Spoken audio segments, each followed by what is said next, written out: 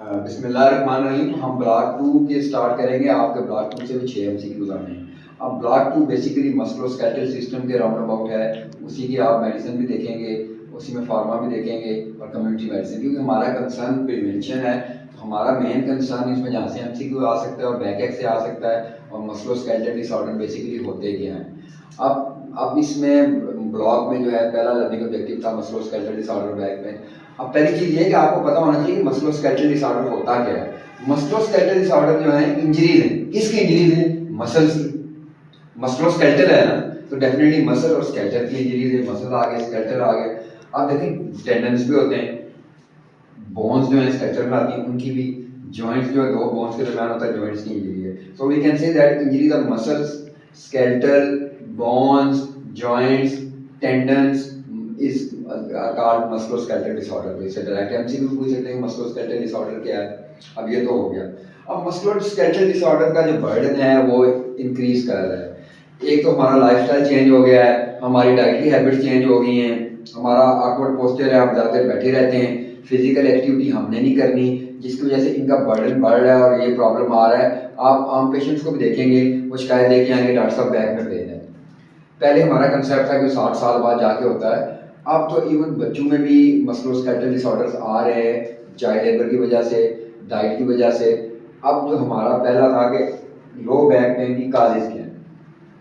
देखिए most common cause सबसे दुनिया में बड़ा मसला है, हमारी एज बढ़ रही है। एजिंग 40 साल से ऊपर के बंदों में बैक पेन का प्रॉब्लम जो है ज़्यादा हो जाता है। उसकी कोई वजह होगी, जैसे 40 साल बाद एक्टिविटी उतनी नहीं रहती, एनर्जी उतनी नहीं रहती, डाइट उतनी नहीं रहती, तो एज के साथ साथ ऑस्टियोपोरोसिस का प्रोसेस भी स्टार्ट होता है, बोन्स वीक होना शुरू हो जाती हैं, जिसकी वजह से मस्ट बैक पेन जो है वो कॉमन हो गया। उसके बाद लैक ऑफ एक्सरसाइज, वर्कआउट हमने बिल्कुल नहीं करनी, चलना हमने बिल्कुल नहीं है। देखिए एक्सरसाइज डजंट मीन कि आप 3 दिन मन के वेट उठाएं। एक्सरसाइज मीन्स कि आप जॉगिंग कर लें, एक्सरसाइज मीन्स कि आप चल फिर लें। This is exercise, this is physical activity. Most appropriate word तो फिजिकल एक्टिविटी है। लैक ऑफ फिजिकल एक्टिविटी, हम फिजिकल एक्टिविटी नहीं कर रहे जिसकी वजह से प्रॉब्लम आ रहा है। देन डिजीजेस, देखिए बोन्स की डिजीज है, जॉइंट्स की डिजीज, आर्थराइटिस बहुत कॉमन है। उसके अलावा देखें आपका जो हमारा अक्सर लोग बैक पेन की शिकायत करते हैं, तो आप जो वर्टिब्रा हैं, डिस्क का प्रॉब्लम जो है, डिस्क का प्रॉब्लम भी है तो वो भी आ जाता है। स्मोकिंग भी करती है, कहते हैं बोन्स वीक करती है। Posture very important.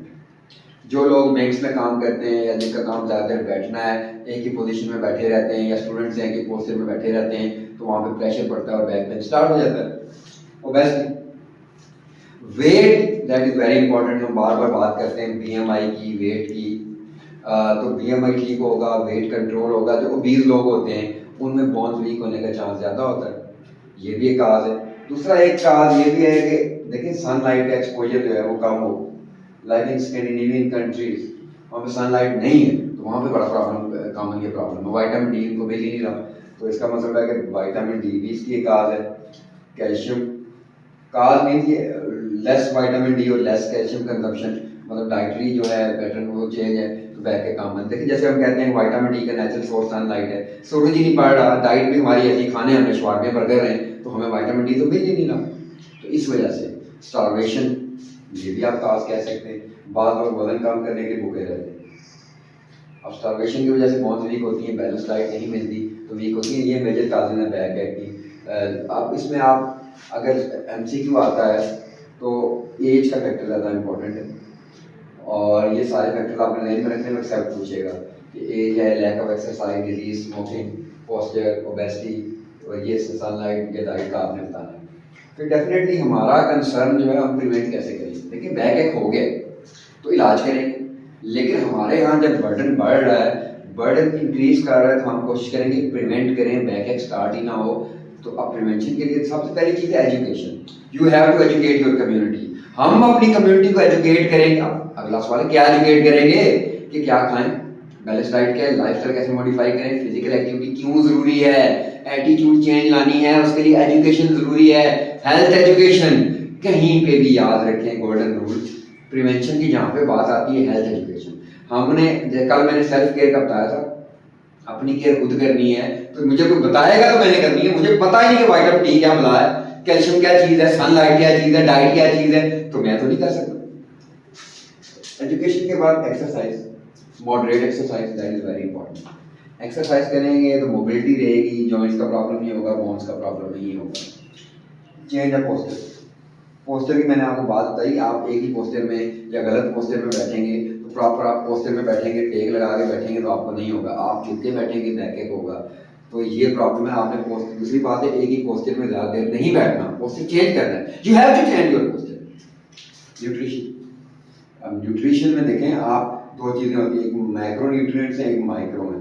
हमारा सारा कंसर्न मैक्रो पे, माइक्रो का बताइए। देखिए कैल्शियम और विटामिन डी, इवन आप ओल्ड एज में प्रिवेंशन के लिए कैल्शियम और विटामिन डी की मेडिकेशन भी कर सकते हैं, मेडिसिन भी दे सकते हैं।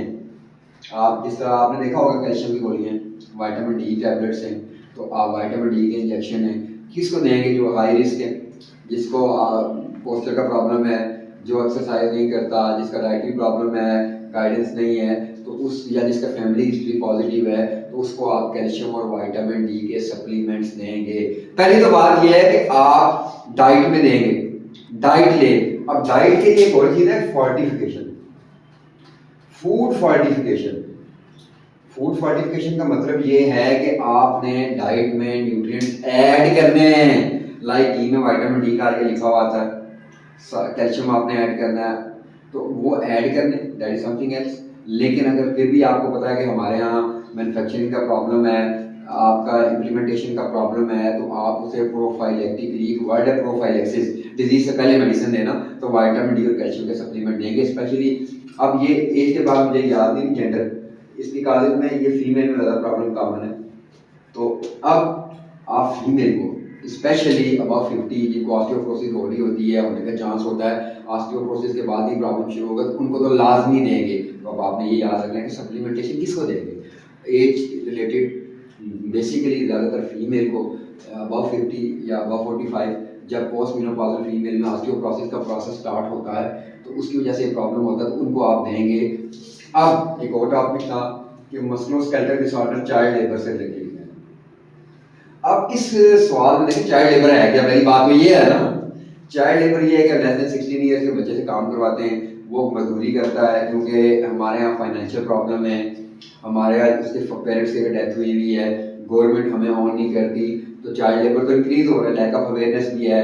पास के पेरेंट्स जिंदा जावेद होते हैं लेकिन वो बच्चों से काम कराते हैं, इसे child labour, so less than 16 year से आप काम करवा रहे हैं। तो अब चाइल्ड लेबर से रिलेटेड देखिए, चाइल्ड लेबर है, बच्चा मजदूरी करेगा, क्या करेगा? वजन उठाएगा, वेट वजन उठाएगा, क्या होगा कि ट्रामा इंजरी, जाहिर है अब एक बच्चे जब आप वजन उठाते हैं या 16 घंटे की काम कराते हैं, बच्चे की बोन्स की ग्रोथ हो रही होती है, उसको डाइट ज़्यादा चाहिए होती है।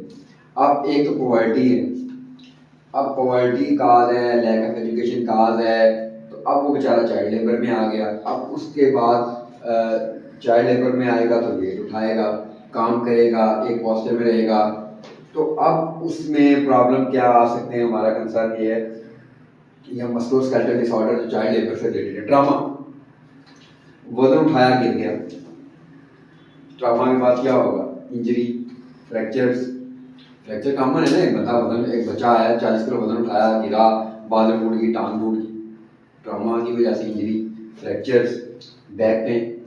अब वेट उठाएगा, नीचे झुकेगा तो बैक में पेन शुरू हो जाएगा, तो ये